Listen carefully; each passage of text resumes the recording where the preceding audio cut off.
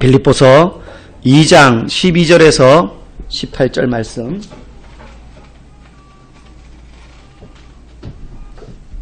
우리 한 절씩 교독하고 18절은 같이 읽도록 하겠습니다. 그러므로 나의 사랑하는 자들아, 너희가 나 있을 때뿐 아니라 더욱 지금 나 없을 때에도 항상 복종하여 두렵고 떨림으로 너희 구원을 이루라.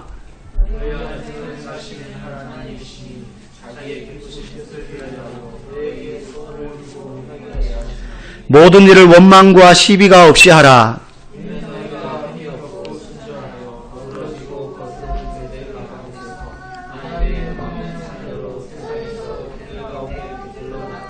생명의 말씀을 밝혀 나의 다름질이 헛되지 아니하고 수고도 헛되지 아니하므로 그리스도의 날에 내가 자랑할 것이 있게 하려 함이라.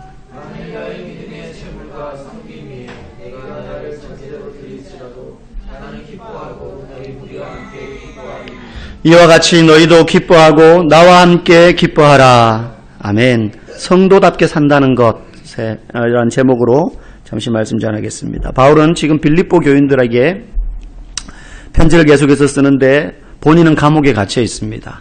오늘 빌립보 교인들에게 12절부터 18절까지 여러 절을 이야기했지만 단 6글자로 요약을 하면 구원을 이루라 하는 것입니다. 구원을 이루라. 오늘 12절 끝에 보면 두렵고 떨림으로 너희 구원을 이루라. 그리스도께서 피 흘려 우리에게 주신 구원, 십자가의 구원이 부족해서가 아니라 여기서 구원을 이루라는 말은 그 그리스도의 십자가의 구속의 은혜로 말미암아 그것을 믿음으로 구원받은 백성이라면 그 이후에 이 땅에서 살아가는 동안 구원받은 백성의 그 신분에 걸맞는 삶을 살아가라.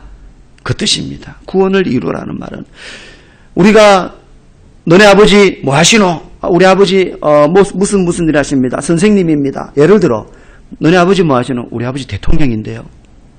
그러면은 그 아들을 딱 바라볼 때 어떤 관점으로 바라보느냐 하면 그냥 동네 아이가 아니라 대통령의 아들로 바라보는 거죠. 그러면 대통령의 아들로서의 기대하는 삶의 기준이 있다는 것입니다. 오늘 바울은 너희가 그리스도를 믿음으로 말미암아 하나님의 백성이 되었다면 하나님의 백성답게 살아가라. 그것이 구원을 이루는 것이다. 구원에 합당한 삶을 살아가야 되는 것이다. 그러면 오늘 우리가 알아야 될 게 구원받은 백성답게, 즉 성도답게 살아간다는 것은 도대체 어떤 거냐 하는 것입니다. 오늘 한 2가지에서 3가지 정도를 이야기하는데요. 가장 먼저 말하는 것이요, 항상 복종하는 것입니다. 누구에게요? 그리스도에게. 그리스도에게 항상 복종하는 것입니다. 그리스도에 대한 복종은요, 복종보다 중요한 게 항상 앞에 수식하는 겁니다. 여러분 영어 공부를 해보셔서 아시겠지만 항상 앞에 수식하는 것을 제대로 해석하지 못하면 불완전한 문장이 됩니다. 그죠? 오늘 말하는데 항상 복종하라 그래요. 항상 복종하라. 그리스도께 순종하는데 지속적인 순종이야말로 하나님의 백성으로서의 두드러진 특징이라는 것입니다. 우리가 사람들에게 순종할 때는 기분에 따라, 환경에 따라, 여건에 따라, 나의 상태에 따라서 어떨 때는 기분 좋아가지고 시키지도 않은 일을 막 순종할 때가 있는데 기분 나쁘면 하라고 하는데도 부모 말조차 안 듣고 거역할 때가 있잖아요. 그런데 그리스도 앞에서는 하나님의 백성이라면 항상 순종해야 된다는 것입니다. 지속적인 순종. 좋으나 싫으나 내 마음에 드나 들지 않으나. 그래서 이걸 복종이라고 지금 더 강력한 표현으로 말하고 있는 거예요. 우리는 보통 지속적인 순종을 하려고 하는데 그것을 방해하는 가장 큰 적을 고난이라고 쉽게 떠올릴 수 있습니다. 기분이 좋고 내 삶이 편할 때는 순종하는 게 어렵지 않은 것 같아요.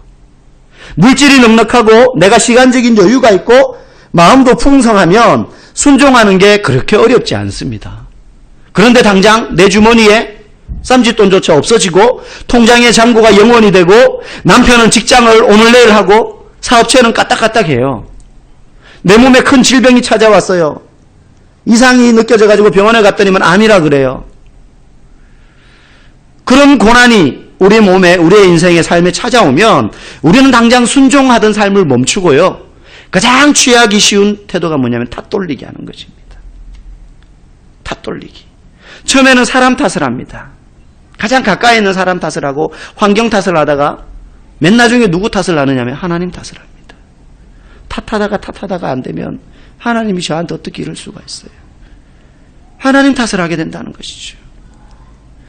이스라엘 백성들이 출애굽하고 난 다음에 우리가 출애굽기를 많이 들어보고 읽어봐서 알지만 문제만 생겼다 그러면 이스라엘 백성이 모세 탓을 합니다. 멱살만 안 잡았을 뿐이지 모세 탓을 해요. 네가 우리를 끌고 나오지 않았더라면, 애굽의 고기 가마가 그립다. 목마르면은 거기서는 적어도 목마르진 않았는데, 배고프면 굶주리지는 않았는데, 대적이 쳐들어오면은 홍해가 앞을 가로막고 있으면 끊임없이 모세 탓을 했어요. 그런데 그들이 사실은 모세 탓을 하는 게 아니라 누구 탓을 하는 것이었습니까? 하나님 탓하는 거예요. 하나님 탓. 감히 대놓고 하나님한테 삿대질은 못하지만 모세를 탓하면서 하나님 탓을 그들은 계속했던 거예요. 자기들이 이렇게 고난당하는 건 하나님 책임이라는 것이죠. 그때만 그러지 않았습니다. 우여곡절 끝에 40년이 지나가지고 가나안 땅에 들어갔고, 그 가나안 땅에 12지파별로 땅을 분배해서 살면서 왕 없이 사사시대를 살아갑니다. 그 사사시대를 살아가는데 어느 날 사무엘에게, 그러니까 사사시대의 말미죠, 사무엘에게 우리에게도 왕을 세워주십시오라고 말합니다. 왕을 세워주세요. 그래서 우리도 다른 나라들처럼 왕이 있어가지고 전쟁이나 가난에서 좀 벗어났으면 좋겠어요. 우리는 왕이 없으니까는 누가 침략하면 이거는 뭐 그냥 중구난방인 거죠. 리더가 없으니까. 하나님 사사들을 세워주시는데 그걸로 만족하지 못한다는 거예요. 예. 왕은 상시적으로 있는 거지만 사사는 불시에 하나님이 부르면 쓰임받는 사람이거든요. 그러니까 불안하다는 거예요. 그럴듯한 이유고 핑계인 것 같지만 하나님은 그들의 속마음을 아셨습니다. 사무엘에게 그렇게 말씀하시죠. 저들 말대로 요구대로 왕 세워줘라. 저들이 너에게 왕을 요구하는 것은 너를 버리는 것이 아니고 사실은 나를 버려 나로 하여금 자기들의 왕이 되지 못하게 하려는 것이다. 하나님은 그들이 사무엘에게 누구 탓을 하는 것 같지는 않지만 사실은 하나님께 책임을 돌리고 하나님 탓을 하고 있다는 것을 하나님 누구보다도 잘 알고 계셨어요. 우리는 그렇게 고난이 오면 지속적인 순종이 방해받는다고 생각합니다. 나는 순종하고 싶은데 지금 내 코가 석자다 보니 순종하기가 너무 힘들다. 이런 고백을 여러 표현을 들어가지고 말하는데 줄이면 그거예요. 나 순종하고 싶은데요. 목사님 알아요. 저도 순종해야 되는 거. 그런데 지금 내가 지금 이래요. 내가 몸이 이래요. 우리 집안이 지금 이래요. 우리 자녀가 지금 이래요. 지금 가정이 풍지박산나게 생겼어요. 남편이 회사에서 잘릴 위기예요. 그래서 순종하기 어렵다는 거예요. 순종 못하겠다는 거예요. 결국은. 그래서 나중에 고난이 끝나고 나면 하겠다는 거예요. 그런데 여러분, 우리가 성경을 통해서 분명히 알 수 있는 원리는 순종은 고난은 지속적인 순종을 방해하는 적이 아니라 오히려 우리가 진정한 순종을 할 수 있는지 없는지를 구분하는 시금석과 같은 역할을 합니다. 고난은 우리의 순종을 방해하는 적이 아닙니다. 오히려 우리가 정말로 하나님 앞에 순종해왔던 것이 일시적인 순종이었는지 아니면 어떤 상황 속에서도 계속해서 하는 지속적인 순종이었는지를 드러내 보여주는 저울추와 같은 역할을 하는 것이 고난이라는 거예요. 저를 비롯해서 제가 이제 우리 장석구 집사님의 헬스 1호 수제자입니다. 이제. 그래서 이제 저의 세대를 거쳐가지고 지금 이제 3세대 저의 제자가 생겼어요. 우리 김창구 집사님. 약간 헬스장이 허름하긴 하던데. 그래서 해보니까는 이게 그냥 하나님이 주신 귀한 성전이 아니고 거의 몸뚱아리가 되어 계시더라고요. 전부 다. 예. 너무 몸을 방치해가지고 다들 그냥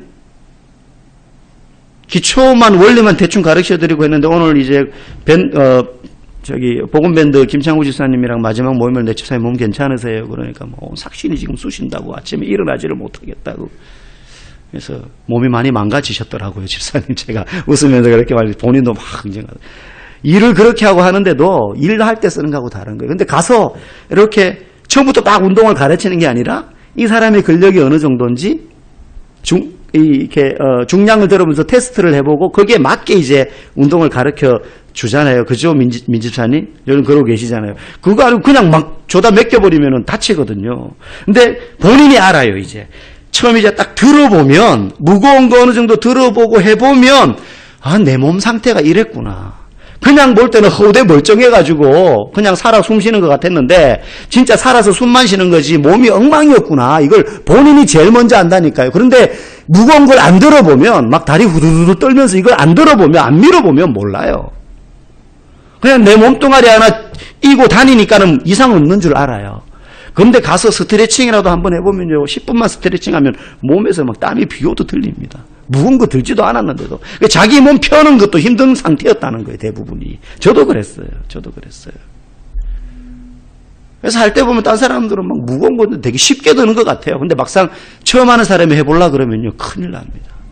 하고 나면 막 무릎 관절이 시리고요, 아파요. 무거운 중량을 메면서 낑낑 해보지 않으면요, 내 몸의 상태가 어떤지 알 수 없는 것처럼 우리의 인생에 고난이라는 저울추를 달아보지 않으면 나의 순종이, 입술로는 하나님 앞에 내가 순종한다고 생각하고 있었는데 그 순종이 그때 일시적인 순종이었는지 지속적인 순종이었는지를 그 고난이라는 저울추를 달아볼 때라야 비로소 알 수 있게 된다는 거예요. 그래서 하나님의 백성의 첫 번째 가장 큰 특징은 항상 순종하는 것입니다. 고난이 올 때 그걸 더 명확히 알 수 있다는 것이죠. 두 번째 하나님의 백성의 특징은요, 두려운 마음을 가져야 된다라고 오늘 본문은 이야기합니다. 12절 보면 말하죠. 더욱 지금 나 없을 때도 항상 복종하여 두렵고 떨림으로 너희 구원을 이루라고 합니다. 두렵고 떨림으로. 여기서 두려워하는 마음이라는 것은 무서워하라는 것이 아니라 나의 약함을 알아라 하는 것이에요. 나는 약한 존재라는 것을 아는 거예요. 자기가 약하다라는 사실을 알면요, 사람이요, 긴장하게 되어 있습니다. 우리 무식하면 용감하다 그러잖아요. 자기 능력치가 어느 정도인지 모르면 상대방이 적이 얼마나 힘이 센지 모르고 막 달려들어요. 그러다가 깨지는 거죠. 그런데 내가 어느 정도 수준인지, 내가 얼마나 연약한 존재인지를 알면 사람이 긴장하게 되어 있어요. 긴장하게 되어 있다는 거죠. 내 믿음이 어느 정도인지, 지금 내 신앙의 연륜이 어느 정도인지 그걸 아는 것이 두려워하는 마음을 가진다는 것입니다. 여러분, 잘 알면서도 아는 것으로 끝나는 경우 많이 있어요. 아까 말씀드린 운동, 그죠? 건강을 위해서 운동하는 것, 신앙을 위해서 기도해야 된다는 것 잘 알지만 그 아는 것으로 끝나버리면 안 됩니다. 우리가 구원받은 백성답게, 자녀답게 산다는 것은 먼저 내 힘으로는 그렇게 살 수 없다라는 것을 아는 것부터 시작하는 거예요. 나는 그렇게 연약한 존재라는 것입니다. 그런데 이것은 나약함, 무능력함을 말하는 것이 아니라 겸손함을 의미합니다. 내가 연약한 존재라는 사실을 아는 것은요, 겸손함을 말하는 것입니다. 무능력이나 힘없음이나 무지함이나 나약함이 아니에요. 구원받은 자답게 살아가려고 노력은 하겠지만 이 노력으로 내가 정말로 구원받은 백성답게 될 수 없다는 사실을 인정하고 약하여서 실패하거나 좌절할 수 있다는 것을 알기 때문에 나를 과신하지 않고 누구를 더 붙잡아요?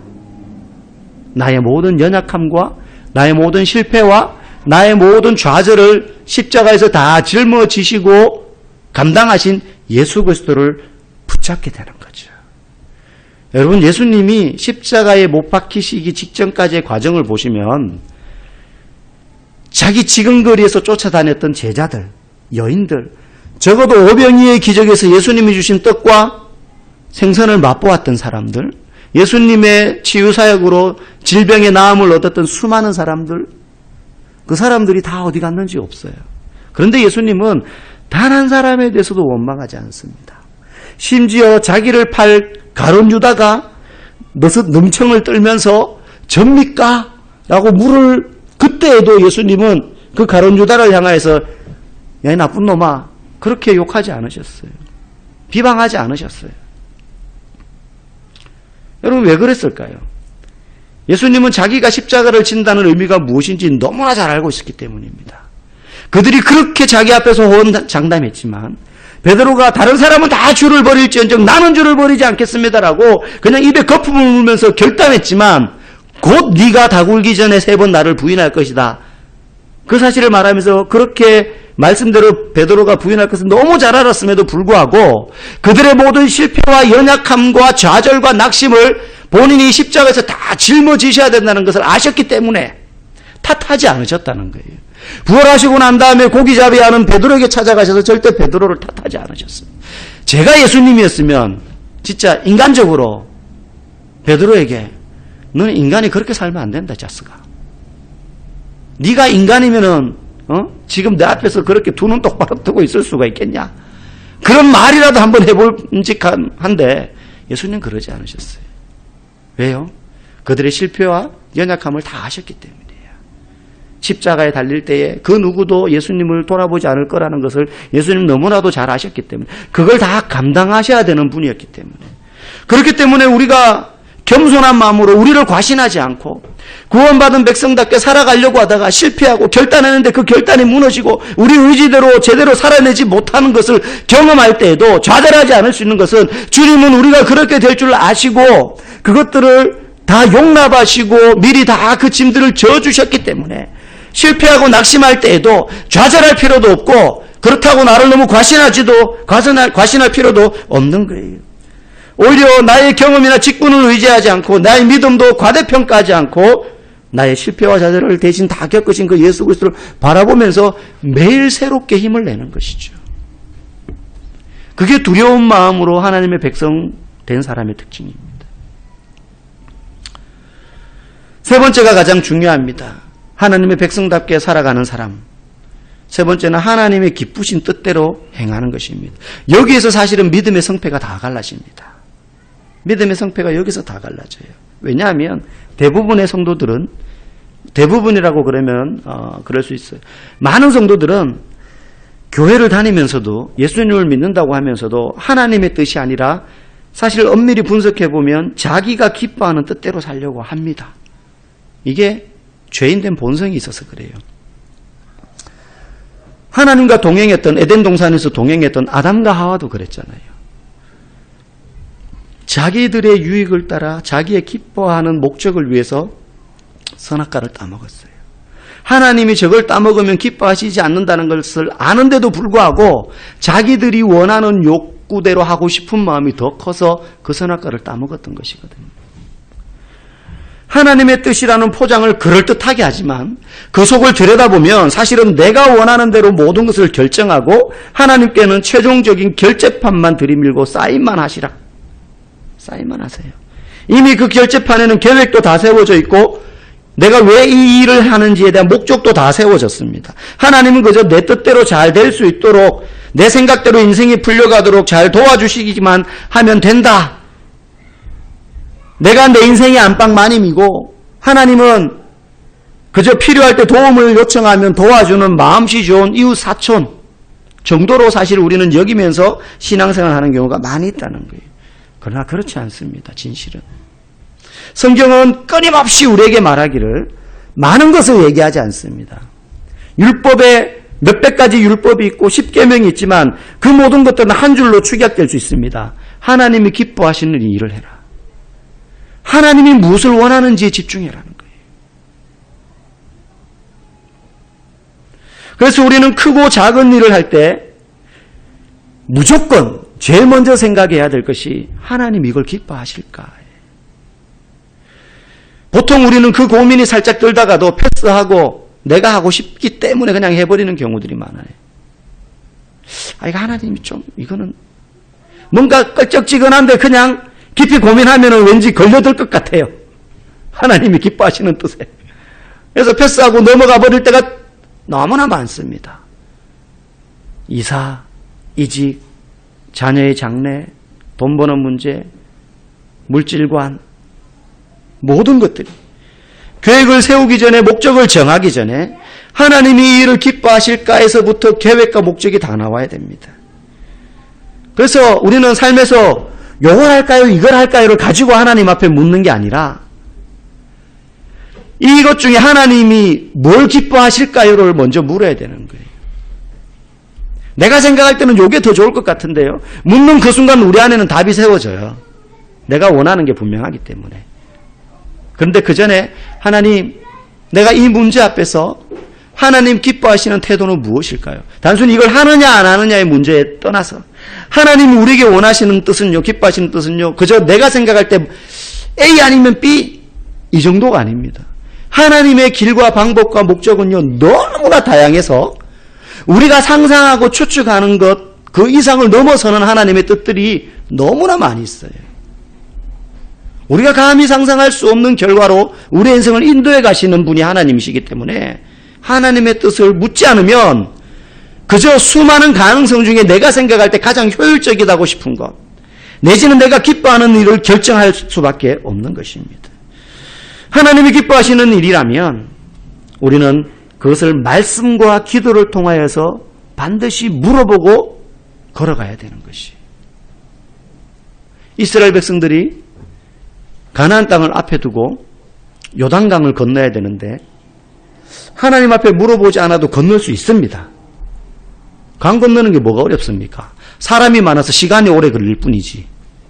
뗏목을 만들든지 헤엄쳐서 건널 수 있는 요단강이 막 그렇게 뭐 홍해바다처럼 그런 강이 아니에요. 지금 요단강은요, 뭐 그때는 지금보다 훨씬 넓은 강이었겠지만 지금 요단강은 와디라 그래가지고 우기 때 비가 오면 강이 되고 우기 석 달이 지나고 나면 물이 없어요. 그냥 이렇게 폴짝 건너면 우리가 소위 말하는 요단강 건너는 거예요. 요단강 건너가 만나리. 얼마든지 건너가서 만날 수 있어요. 근데 그때 마치 보리배는 시기라서 요단강이 범람할 때였어요. 그래도 그 강 못 건너겠습니까? 근데 묻죠. 하나님께. 하나님께 묻습니다. 그때 상상하지 못했던 방법으로 하나님이 그 요단강을 건너게 하시잖아요. 제사장들로 하여금 법궤를 매게 해라. 그리고 먼저 앞장서라. 그 법궤 뒤에 백성이 서고 군사가 서고 무기 든 자들. 제사장들이 발목이 요단강에 잠기자, 발바닥도 아니고 발목이 들어가자 흐르던 요단강이 멈추어 섰다 그랬어요. 그리고는 마른 땅같이 건넜어요. 하나님의 방법은 A와 B 두 개가 아닙니다. 우리의 손익을 따져서 결정하지 말고 그 일에 순종해야 하는 것입니다. 하나님이 기뻐하시는 것이라면. 여러분, 우리 모두는 무엇인가를 갈망하는 존재입니다. 인간은 뭔가를 간절히 원해요. 사람들마다 다를 수는 있어요. 어떤 사람은 성공을 간절히 원하고, 어떤 사람은 명성을 간절히 원하고, 어떤 사람은 부유함을 원하고, 안전을 원하고, 타인의 인정을 갈망하고, 타인으로부터 사랑받기를 간절히 갈망합니다. 이것들은 전부 우리를 기쁘게 할 수 있는 것들이지만 정작 하나님과는 무관할 수 있는 것들이 될 수 있어요. 이것들은 나쁘지 않은 것들이에요. 사람들로부터 인정과 사랑과 안전함과 부유함과 명성, 성공. 이것들은 나쁘지 않은 것들이지만 사실은 대체적으로 좋아 보이는 것들을 과도하게 그리고 간절하게 갈망하면 그것이 우리의 마음의 우상이 됩니다. 나쁘고 악한 것을 사람들이 그렇게 갈망하지 않아요. 대부분은 좋은 것들을 간절히 갈망합니다. 저게 꼭 내게 있었으면 좋겠다는 거예요. 내가 꼭 저 집을 샀으면 좋겠다. 내가 꼭 저 자리에 갔으면 좋겠다. 심지어 어떤 사람은 내가 꼭 저걸 먹어봤으면 좋겠다. 네? 탐식. 그거 먹으려고 전라도 강진 어디 시골 이름도 없는 할머니 된장집에 찾아가고 막 이러잖아요. 그거 보면 진짜 대단해요. 저런 정성으로 공부를 했으면 서울대 된장집 안 찾아다녀도 될 것 같은데. 무엇이든지 좋은 것을 과도하게 간절하게 갈망하면 그게 우리의 마음의 우상이 되는 거예요. 하나님의 자리를 대신한다는 것이죠. 하나님이 기뻐하시는 일을 한다는 것은 추상적인 게 아니라 내 마음속에 가장 갈망하는 것이 나의 유익이 아니라 하나님의 유익이어야 한다는 것입니다. 우리가 만약 하나님이 기뻐하시는 일이 우리의 인생의 갈망이 되지 못하면 어떤 현상이 생기냐? 반드시 다른 것이 그 자리를 차지하게 되어 있습니다. 빈 상태로 두지 않습니다, 사람은. 그것이 이성이 될 수도 있고 물질이 될 수도 있고 다른 어떤 대상이 될 수 있어요. 사람은 끊임없이 자기의 마음에 제일 첫 번째 우상이 될 것들을 찾아요. 그러면 결론입니다. 어떻게 이렇게 하나님의 백성답게 특별히 하나님이 기뻐하는 일을 하면서 살 수 있을까? 성경을 읽다가 보면 이런 딜레마에 많이 부딪힙니다. 왜냐하면 성경은 끊임없이 우리에게 뭘 해라 하지 마라 요구하는 것들이 빽빽하게 쓰여져 있는, 근데 가만히 읽어보면 불가능한 것들을 우리에게 요구하는 도덕책처럼 느껴질 때가 많이 있어요. 오른쪽 뺨을 맞으면 왼쪽 뺨을 돌려대라. 겉옷을 달라는 자에게 속옷까지 줘라. 원수를 사랑하라. 이거 전부 불가능하잖아요. 솔직히. 그죠? 하라는 명령이긴 한데 할 수 있을까? 그냥 그래서 어떤 분들은 그 의미만 사용하는 경우들이 있습니다. 그만큼 사랑하라는 거지. 세상 사람들보다는 더 많이 용서하라는 거지. 그런데 예수님은 우리가 할 수 없는 것들을 요구하지 않으셨어요. 그렇게 두리뭉실하게 한번 노력만 해봐 이렇게 말씀하신 적이 없어요. 단도직입적으로 항상 말씀하셨어요. 나를 따르려거든 자기 십자가를 지고 나를 쫓아라. 가서 우리 아버지로부터 장사하고 난 다음에 제가 주를 쫓겠습니다. 너는 필요 없다. 필요 없다. 그래, 아버지에 대한 사랑만 가져. 이런 말씀하지 않으셨어요. 제자들의 발을 지키시면서 이처럼 너희도 다른 사람의 종이 되라라고 말씀하셨어요. 종처럼 겸손해라고 말씀하지 않으셨어요. 할 수 없는 것을 두고 하라고 하신 것이 아니라 분명히 우리가 해야 되는 것이고 할 수 있기 때문에 말씀하셨다는 거예요. 그러면 어떻게 할 수 있습니까? 확실한 건 내가 나를 보면 못할 게 확실해요. 우리는 너무 교만하고요. 너무 잘난 체하고요. 우리를 너무 과대평가하기 때문에 그래요. 오늘 보면 13절은 그 답을 말해줍니다. 우리 13절 말씀 한번 같이 읽어보겠습니다. 시작.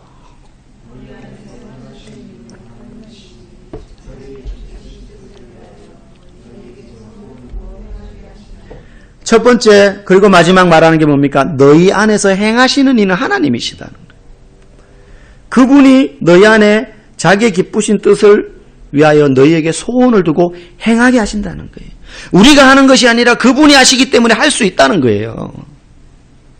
내가 하려고 하면 못해요. 원수를 어떻게 사랑합니까? 밤에 누웠다가 그 인간 얼굴만 떠오르면 부글부글 끓어가지고 잠을 못 자는데, 사랑은 그냥 얼굴만 안 보고 잊혀지기만 해도 다행이다라는 생각하지 않습니까? 그런데 어떻게 가능해요?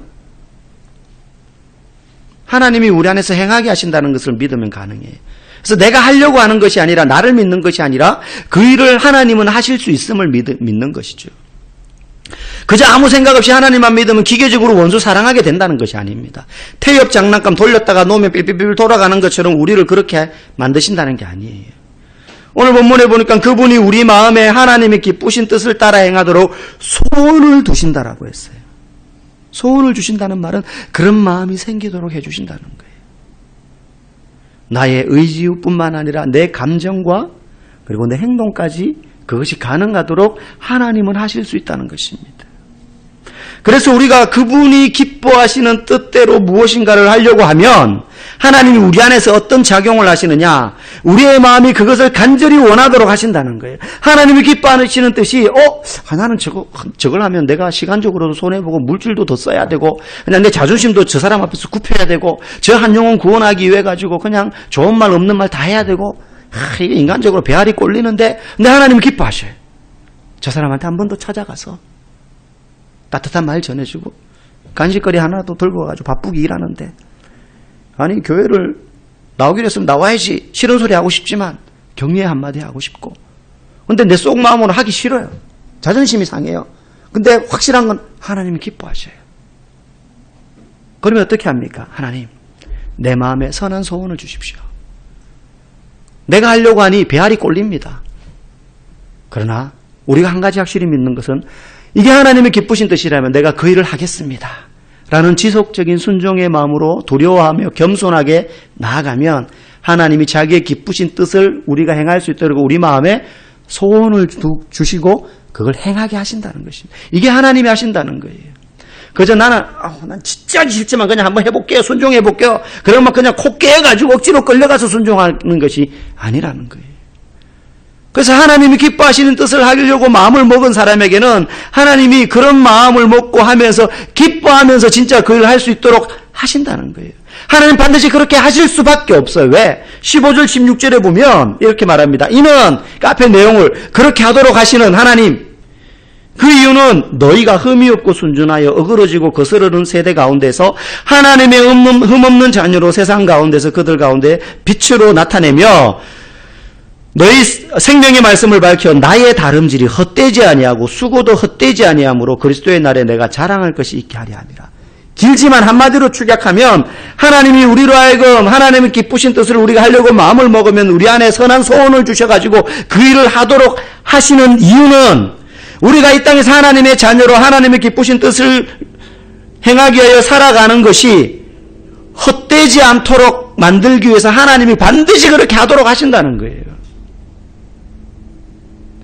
하나님의 자녀로 우리가 살려고 몸부림치는데도 나중에 그것이 헛수고가 되지 않도록 하기 위해서 하나님이 그렇게 하도록 하신다는 것입니다. 소원을 주셔서. 하나님께는 적어도 그런 책임이 있으시다는 거예요. 그렇기 때문에 나는 나를 신뢰해서는 도저히 그런 일은 불가능하지만 하나님이 그렇게 하신다고 하셨기 때문에 그 하나님을 붙잡고 그의 기쁘신 뜻을 따라가면 그 일을 할 수 있게 하신다는 거예요.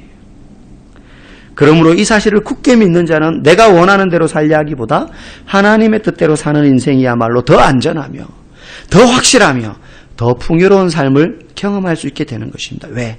그분이 보증하셨기 때문에. 그분이 보증하셨기 때문에. 오늘 바울은 12절에서 이렇게 말합니다. 결론입니다. 나의 사랑하는 자들아 너희가 나 있을 때뿐 아니라 더욱 지금 나 없을 때에 그렇게 해라. 너희 구원을 이루어라. 바울이 감옥에 있을 때 비로소 빌립보 교인들이 믿음의 홀로 서기를 할 때였습니다. 바울이 그들과 함께 있을 때는 모든 것을 바울을 통해서 배웠고 문제가 생기면 바울을 통해서 해결을 받았고 지도를 받았지만 쉽게 말하면 제자 훈련 받고 양육 받고 했지만 지금은 그렇게 할 수가 없는 상황입니다. 빌립보 교인들 스스로 교회 안팎의 분열과 외부의 핍박들 가운데서 신앙을 지켜야 합니다. 그러나 위기이지만 반드시 이겨내야 하는 상황입니다. 그래서 바울이 말합니다. 나 있을 때뿐 아니라 지금 더욱 나 없을 때 두렵고 떨림으로 너희 구원을 이루어라. 구원받은 백성답게 살아가라. 바울이 얼마나 걱정이 되겠어요. 저는 오늘 이 설교를 준비하면서 우리 교회를 되돌아봤습니다. 우리 교회도 딱 그런 상황인 것 같아요. 개척 후 2년이 지나면서 이 시점은 우리에게 혹독한 믿음의 시련을 요구합니다. 애초 우리의 기대와 다를 때 우리의 마음속에 두려움이 생깁니다. 저는 사단의 가장 좋은 기회라고 생각해요. 지금이. 하지만 지금이야말로 오히려 믿음의 홀로 서기를 해야 될, 마치 바울이 빌립보 교회를 생각하며 이 편지 쓴 것처럼 나 없을 때 더욱 너희의 구원을 이루어라. 두렵고 떨림으로. 우리 개인도 마찬가지입니다.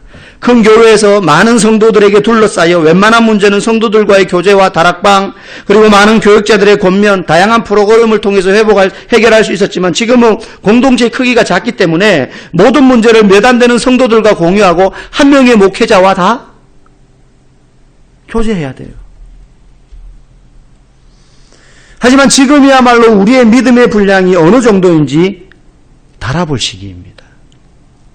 우리가 어떻게 이 광야의 길을 걸으며 하나님의 백성답게 하나님의 교회답게 변해갈지 하나님은 지켜보기를 원하십니다. 우리의 이 여정에서 무슨 일이 일어날지 아무도 몰라요. 하나님이 어떻게 역사에 나가실지 짐작도 할 수 없습니다. 제가 오늘 SNS에 페이스북에 그래서 그렇게 글을 남겼어요. 설교를 준비하면서 하나님 주신 마음이었어요. 지금 이 순간 하나님이 어떻게 일을 해나가실지가 무지무지 기대가 된다.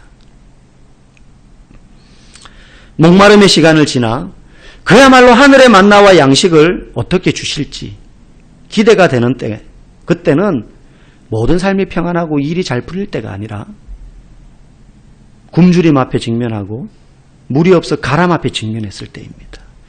그때 그들이 하늘에서 메추라기가 내리고 반석에서 물이 나는 것을 경험했지요.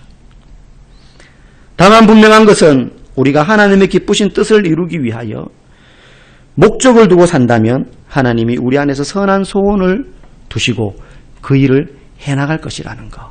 그 사실 저와 여러분들이 믿고 함께 이 믿음의 발걸음을 용기 있게 감당해 나갈 수 있기를 주님의 이름으로 간절히 축복합니다.